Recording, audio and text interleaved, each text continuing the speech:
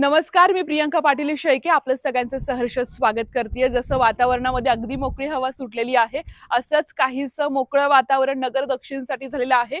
कारण सर्वसामान्यांचा जो कैवारी आहे, सर्वसामान्यांचा लाडका व्यक्ती आहे, असा व्यक्ती आज संसदेमध्ये शपथ घेतलेली आहे खासदारकी पदाची। आणि ही शपथ घेताना निलेश लंके हे इंग्रजीमध्ये शपथ का घेतली यावरती जोरदार चर्चा सुरू आहे आणि आपण देखील त्यावरतीच बोलणार आहोत।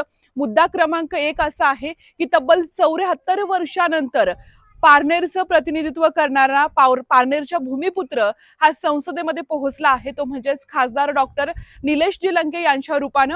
आणि त्यामुळे पारनेरकरांचा हा बहुमान आहे।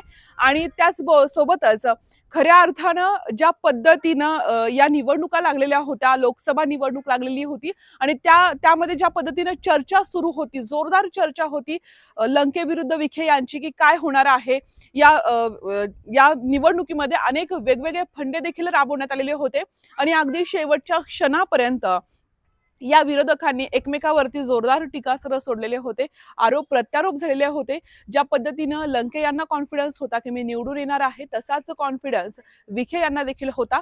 मात्र शेवटच्या दिवशी जे काही झालं ते आपण सगळ्यांनी पाहिलेलं आहे की यामध्ये 29,000 मतांनी निलेश लंके हे विजयी झालेले होते आणि एक वेगळाच आनंद पाहायला मिळाला।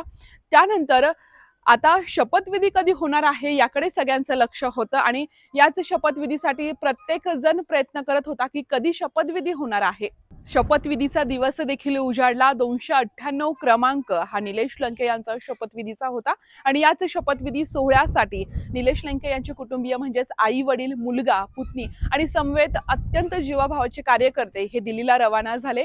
दिल्लीला गेल्यानंतर दिल्ली पाहण्याचा एक वेगळा आनंद आणि आपला माणूस दिल्लीमध्ये आता यापुढे एक वेगळ्या पद्धतीने आपली भूमिका मांडणार आहे, आपले प्रश्न मांडणार आहे, त्यामुळे एक वेगळा आनंद त्यांना होता। संसदेत पोहोचल्यानंतर निलेश लंके यांनी संसदेच्या पायरीचं दर्शन घेतलं आणि तिथेच त्यांचा साधेपणा पुन्हा एकदा पाहायला मिळाला। त्यामुळेच नगरमध्ये एक वेगळी पुन्हा एकदा चर्चा सुरू झाली की आमचा नेता हा संसदेत पोहोचलेला आहे। आज सर्वजण आजच्या दिवसाची वाट पाहत होते की निलेश लंके कधी शपथ घेतायत आणि निलेश लंके यांनी शपथ घेतल्यानंतर जो काही जल्लोष साजरा झाला तो सर्वांनीच पाहिला आहे। अत्यंत मिठाई वाटप असेल, फटाक्यांची आतिषबाजी असेल आणि वेगवेगळ्या माध्यमातून स्टेटस ठेवणं असेल किंवा एकमेकांना शुभेच्छा देणं असेल, या सगळ्या गोष्टी सुरू झाल्या होत्या। कारण की हा पुन्हा एकदा विजय होता। संसदेमध्ये आपल्या व्यक्तीनं त्या ठिकाणी शपथ घेतलेली होती आणि ही शपथ त्यांनी चक्क फाडफाड इंग्लिशमध्ये घेतलेली होती।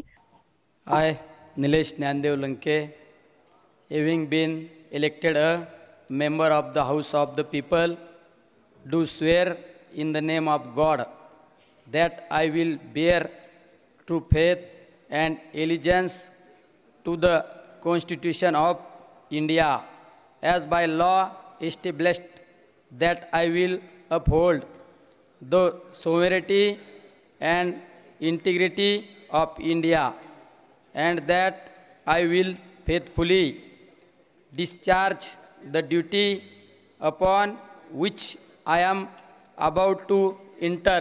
जय हिंद, जय महाराष्ट्र, राम कृष्ण हरी। सगळ्या जणांचं लक्ष होतं निलेश लंके यांच्या भाषणाकडे, कारण की निलेश लंके ज्या पद्धतीनं लोकांमध्ये मिसळतात, लोकांशी बोलतात, त्याच्यावरनं त्यांचा तो साधेपणा पाहायला मिळतो।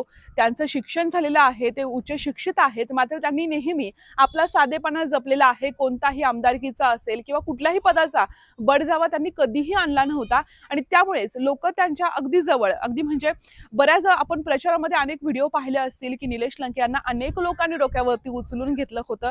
तो आपलेपणा होता आणि तोच आपलेपणा दिसत होता।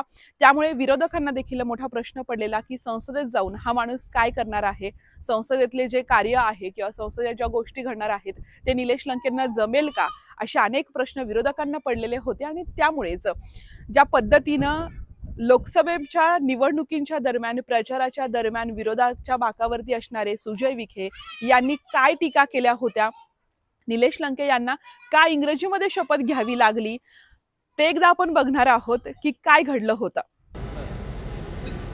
हा व्हिडिओ पाहून मला एक गोष्ट सुचली की माझ्या समोरचा उभा राहिलेला उमेदवार महिनाभर मी बोललेल्या भाषणात तोंडपाठ करून जरी वाक्य रचना त्यांनी तीच मांडली तरी सुद्धा मी उमेदवारी अर्ज भरणार नाही।